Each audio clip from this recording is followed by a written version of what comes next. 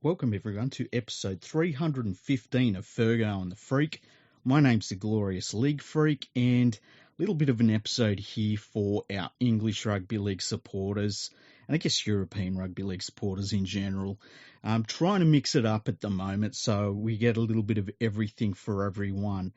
And what I thought I would do is sit down and try and work out who the top 10 clubs of the European Super League since 1996 are. Now, I'm going to call it European Super League. It's been called the Rugby Super League, the English Super League. I'm just going to call it European Super League at the moment because we do have a team from France in there. We have had another team from France in there. So, for all intents and purposes, it is a European Super League. Now, how did I do this? It was very, very simple what I did. Basically, I gave points for meeting certain achievements as a Super League club. I gave points for being a grand final winner. I gave points for being a runner-up in the grand final. I gave points for being for winning the League Leaders Shield because that is an achievement. I gave points for winning the Challenge Cup final and for being a runner-up in the Challenge Cup. I also gave points for winning the World Club Challenge because that's a big achievement for an English club. And I gave points for having a player that wins the Man of Steel award and having Young Player of the Year. Now, the thing about those two, I wanted to make sure that I got an overall look so that if you looked at Super League from a distance and from a large timeline, you get a chance to see who generally are the better teams. That's what we're trying to find. And I think part of that, it's not only about the trophies that you win, it is who makes them finals. And if you lose them, look, it is you are a marker in history. I don't know that you could call it an achievement, but it is something that deserves to be recognised for certain. There's no doubt about that. In terms of having the best player of the season for the Man of Steel award, I think that that is also a component of that. It is a marker in the game's history. And when it comes to Young Player of the Year, I thought it was important to acknowledge the teams that were producing the young players that stood out during Super League seasons. And that helped a lot of clubs that weren't at the top of this list. You know, the clubs that they develop a lot of talent, and unfortunately they have them bought from them, from underneath them in a lot of circumstances. So this is the list. I'm going to go from number 10 to number 1, and we'll see where your club, because like if you're an English fan, you're going to be interested in this list. A lot of Australian fans, they're not going to be so interested, but let's get stuck into it. Number 10 on this list is the Huddersfield Giants. Now, they've been not too bad on and off for about 10 years. They haven't actually won a grand final or a Challenge Cup final, but they have had players that have stood out during the season, and they've been there or thereabouts. That got them a couple of points in there, and I think it's hard to argue against Huddersfield being the 10th place team. It feels right. They would be, around about middle of the table for most of their time in Super League. And if you look at this as a Super League table all time, they're around about the same area as well. So number 10 for Huddersfield, not a bad achievement. The next team is a little bit of a surprise. It is the Sheffield Eagles, based solely on one win in the Challenge Cup. The Sheffield Eagles, it's funny, they're one of those early teams in Super League that was supposed to be part of the brand new era. They were supposed to be this place that had a lot of, what would you call it? There was a lot going for it, and everyone wanted them to do well. And unfortunately, they did well very early on, and that was that for the Sheffield Eagles. They kind of found their place in the lower grades. But they're on this list as number 9. Their name is etched in a trophy winner's cabinet, and, you can't take that away from them. That's one of the beauties of winning a trophy. Number 8 on this list, the Catalan Dragons. Now, similar sort of thing. They've won a Challenge Cup. they've made a Challenge Cup final and lost as well. That just gets them ahead of the Sheffield Eagles. And, it feels right. That's the thing about when I put this list together. When I put it together, I had my different markers for the teams in history. And when I put it together, it felt right. So that was always good. But yeah, Catalan Dragons, I would dare say that they're probably one of the few success stories that we've overall had in Super League. And it's good to see them going well whenever they're going well. We'd love to see them win a grand final. That would be fantastic. And we'd love to see more teams in Super League, obviously, from France.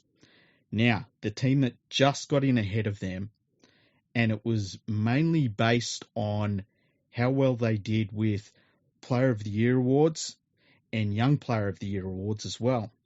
They also had a couple of runner-up trophies that went their way. It's the Castleford Tigers. A little bit of a surprise. The seventh place team, the seventh place club in Super League's entire history, the Castleford Tigers. They've been going well in recent years. They haven't quite got over that hump to get one of the trophies, at the Challenge Cup or the Grand Final Winners' Trophy. But hey, they've got the points on the board on my list. Number 6, it's my club. It's Hull FC. Now, there's a big jump up here from number 7 to number 6 because Hull FC, obviously, they've had success in the Challenge Cup final. They've been a runner-up in the Super League Grand Final as well. Few Player of the Year awards, Young Player of the Year awards, things like that. And so they're quite a way ahead of Castleford. It was cool to see Hull FC on this list. And they deserve to be there. You win that Challenge Cup trophy, it means a lot. It really does. So it was good to see them number 6 on the list. Number 5 on the list, it's the perennial bridesmaids, the Warrington Wolves. Now, the thing that helps them out, a lot of runner-up trophies, but they've also won the Challenge Cup as well. They've just won it a few times, so that went in their favour. And once again, they're starting to get into the clubs that are winning trophies, and so they're ahead of the pack in terms of the distance between them and 7th place, which they haven't won things, apart from the Catalan Dragons, but really that's the only place they got theirs from.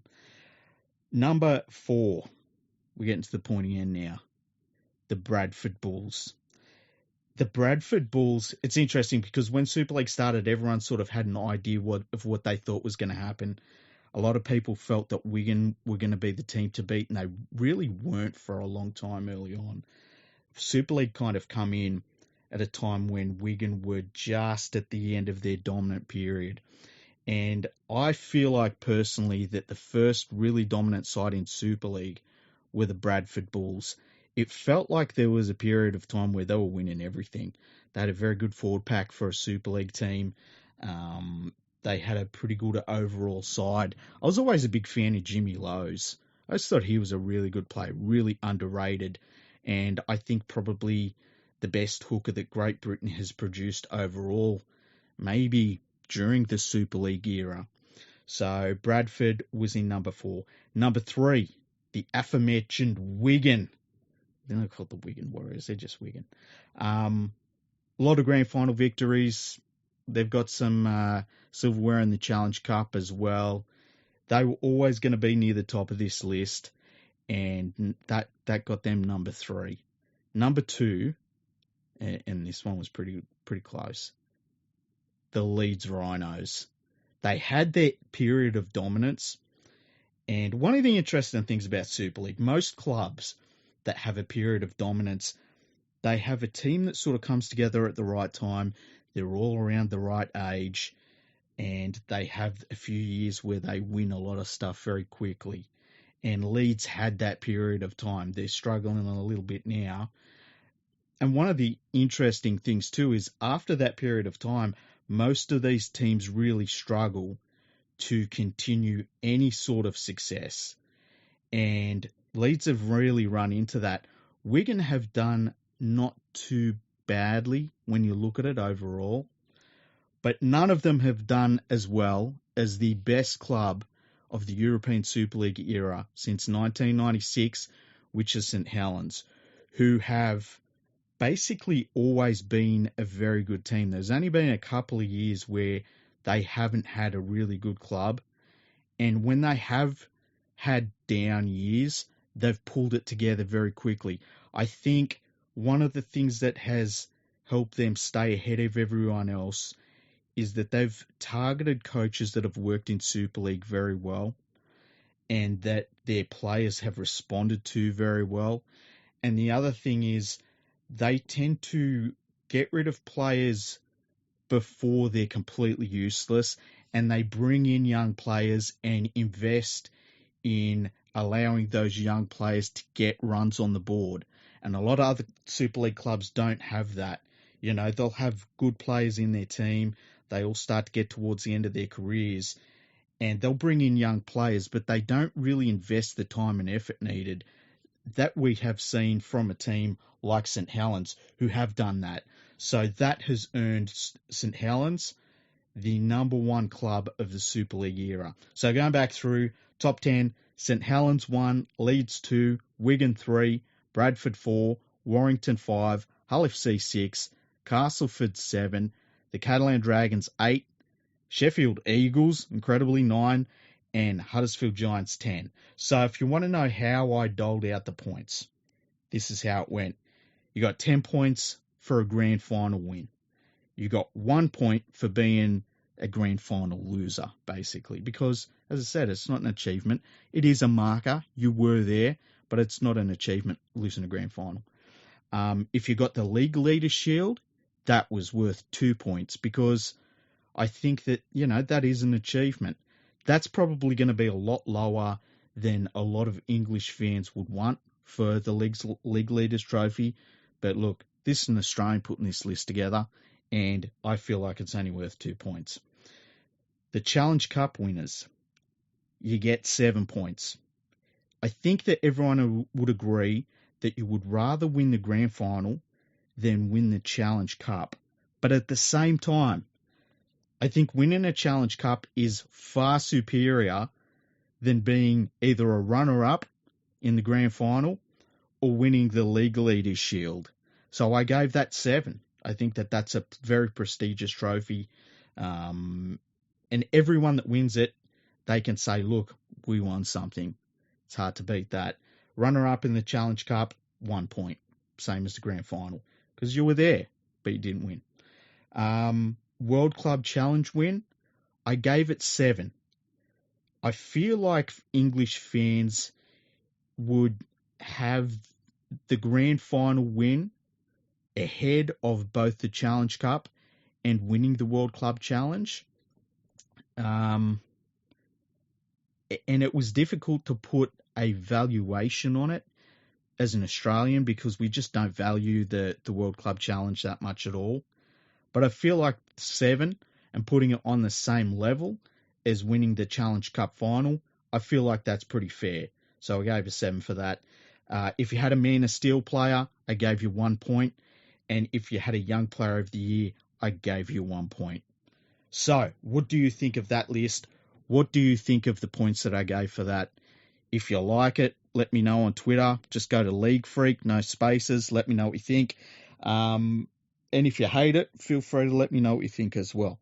Now, overnight in the Challenge Cup semi-final between Hull FC, my club, and St Helens, we had an incident where Josh Griffin blew out his Achilles. He had a ruptured Achilles. Now, he was running the ball at the time, kind of slipped out of a tackle, blew out his Achilles, and dropped the ball immediately as he was going to clutch his Achilles because he was in a lot of pain. Now, the whistle wasn't blown. He didn't go to the ground with the ball and hold onto it. He dropped it immediately. It was picked up by Theo Farge, who picked it up and scored. Now, a lot of people were very angry about this. St Helens led the game at the time 8 points to 2, and there'd been 23 minutes of the game had gone. I watched the footage and I didn't understand the outrage. I understand that Griffin, terrible injury. That's a season-ending injury. That's one of those injuries that's very difficult to come back from. It's easier to come back from than it used to be, but it's a horrible, horrible injury. It's not a good situation for him, and it's not a good situation for Hull FC. But nobody knew at the time what had happened. He just drops the ball, goes down, grabbing at his leg, and it was a live ball situation. The referee hadn't blown the game up, and you've got to play to the whistle. And so I didn't see any problems with St Helens scoring a try from that. I understand Hull FC fans not being happy with the situation, but why would they be? They've just seen one of their players blow out their Achilles during a sudden death match. They're not going to be happy. But yeah, just a rotten situation for him. But I've got no problems with St Helens scoring a try from that. St Helens went on to win the game 33 points to 18. They're going to go on to Wembley, and we'll see if they can add another Challenge Cup to their trophy cabinet. But I just wanted to say something along those lines because I really saw a lot of people blowing up about it, and I don't know what they wanted St Helens to do. It's a live ball situation. If Hull FC had picked the ball up themselves and gone the length of the field, it would have been a try. And they would have claimed the try, more importantly. That didn't happen, but, it's rugby league. You got to play to the whistle. That's one of the first things they teach you. And sometimes it's a cruel game, but hey, that's what happens. Now, a lot of really good feedback from the last episode that I did with Mike Mehall Wood from Forbes. It was a really cool episode because I think we both challenged each other's ideas in terms of what we felt like the international game should be about and how we thought the game should move forward from where it is right now. And it was really cool. The feedback that we both got was really positive for both of us too. I think the thing that it shows is that you can have different opinions on this game and it not descend into some slanging match like we see in mainstream media. And as I said in that podcast, most of the independent content creators that I find I talk to, we agree on the vast majority of things. And it is really, in most cases, very small details that we don't agree on. And the cool thing about the last podcast is I think that we both put across why we believed in certain things within the game that we did. And, you could see how we got to those opinions. You could see how we got there. We both explained ourselves really well. And so if you enjoy international rugby league discussion, I would suggest that you go back to, and it's just the previous episode from this one you're listening to, go back to that episode, have a listen to it, see what you think about it. Now, in terms of international rugby league, a little bit of international rugby league news here. It seems that the North American Rugby League competition that has been, publicised all over the place, it seems like it has been put on the shelf for at least 12 months. Very disappointing to hear that. I have heard that it has left a lot of the clubs that had put in a lot of effort and brought in players, trained them, given them promises of game time and things like that. It's left those clubs high and dry. And it's going to be interesting to see what happens with those clubs. I've already seen that there have been some, I think, trial matches that have been set up between USARL clubs, which is the USARL is the establishment competition. That's the governing body that has basically been continued on for many years now in the United States.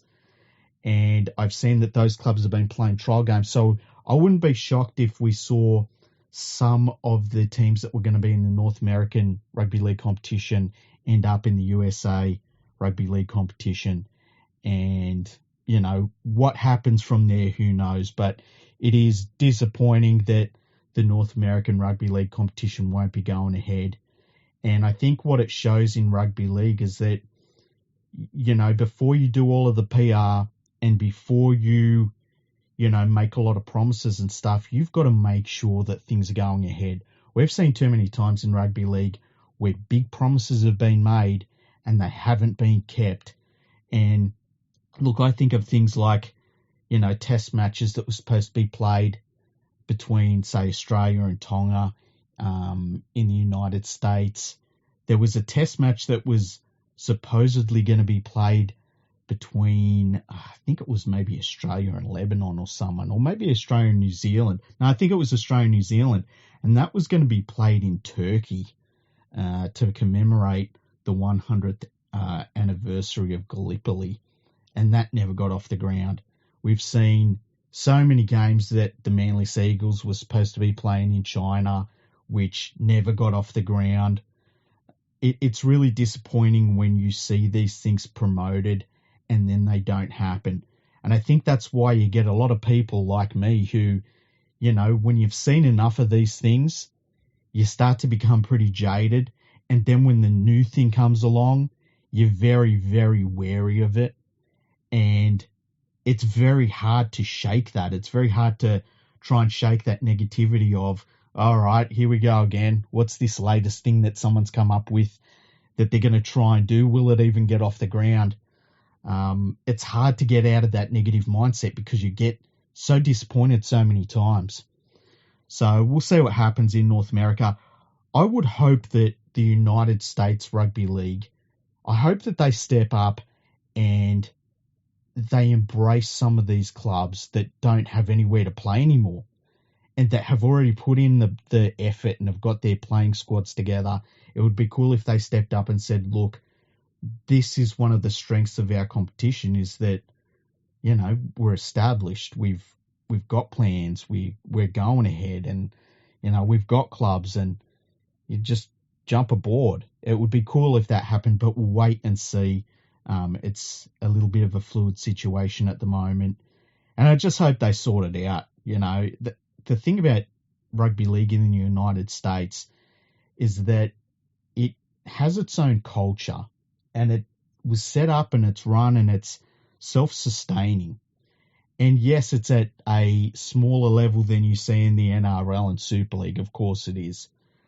But they've got their own thing. They do it without any outside resources coming in. They do it themselves. And that's what's important. That's how you know you've got something to build upon when, people that are locals, they say, hey, this is my game. This is the game I've chosen to play. This is the club I'm putting effort into. They're traveling between cities over there to play these games. And, you would love to see them get more support. But I think at the moment, they just all need time to sort of sit down, talk about what they can do moving forward that will help the game of rugby league. And, knowing the background of the United States Rugby League competition and how hard it fought to become the governing body overall, I think they will come to the table and they'll help some of these clubs out. There are maybe some clubs that they will find it difficult to do that with in terms of how much money it'll cost to have, cross-country competitions, because a lot of rugby league over there is on the East Coast. That's where it's strongest. And at some point, it just becomes too much money to start traveling, across to the West Coast to play some of those teams. But I think they will do their best. And I've got faith in everyone there. So fingers crossed that they all get it sorted out. Now, we have State of Origin coming up on Wednesday night. I will have a preview of the State of Origin game. I might get a guest on. We'll have a chat about State of Origin. It's going to be interesting. I really can't wait to see the crowd up there in Townsville. It's going to be pretty cool.